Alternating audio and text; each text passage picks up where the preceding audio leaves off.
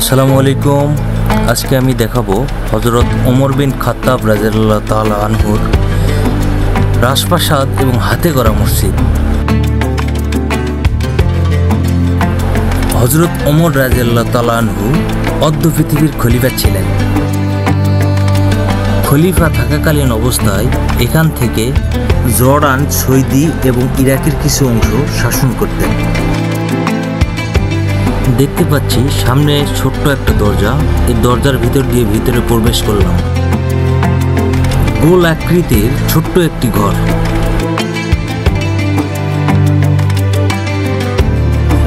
অন্য আরেকটি দরজা দিয়ে ভিতরে প্রবেশ করলাম। তৎকালীন সময় বাহির থেকে লোকজন আসলে এই ঘরে বসতে দেওয়া হতো।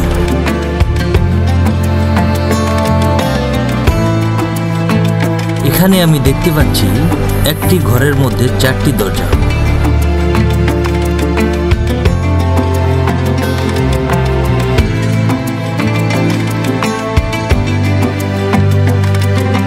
এখন আমি এই প্রাসাদের মেইন দরজা দিয়ে ভিতরে প্রবেশ করব।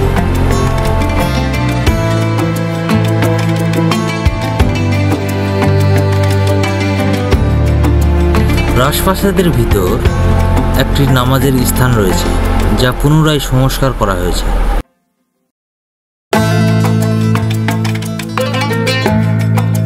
পাশে ছোট ছোট অনেক ঘর রয়েছে, যা কিছু ঘর নষ্ট হয়ে গেছে।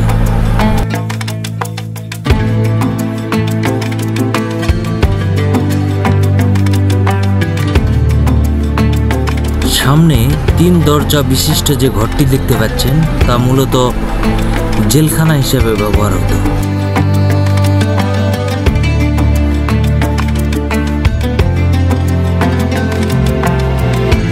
এখন সিঁড়ি দিয়ে উপরে উঠব।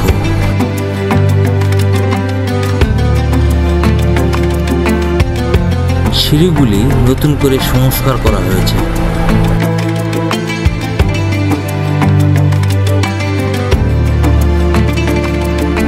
রাজপ্রাসাদটি টুকরো টুকরো পাথর দিয়ে তৈরি।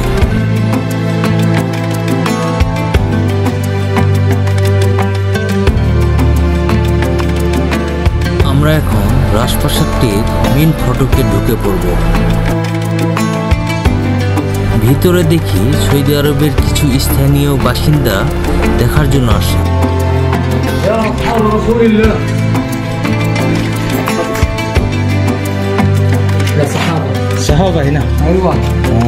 এখানে ছিল সাহাবীরা। মাশাআল্লাহ মাশাআল্লাহ।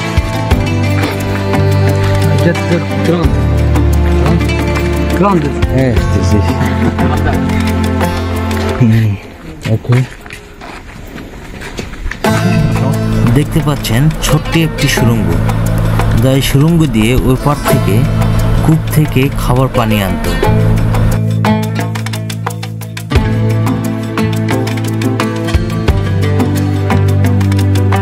ওই দূরে একটি মসজিদের মিনার, যে মসজিদটি হযরত ওমর বিন খাত্তাব রাদিয়াল্লাহু আনহু হাতে গড়া মসজিদ।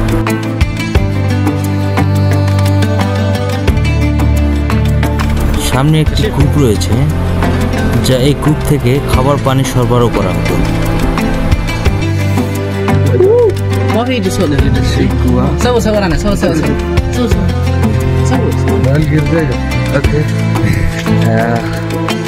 একজন সৌদিয়ান, সে আমার সাথে একটু মজা করতেছিল, পিকচার নিচ্ছিল।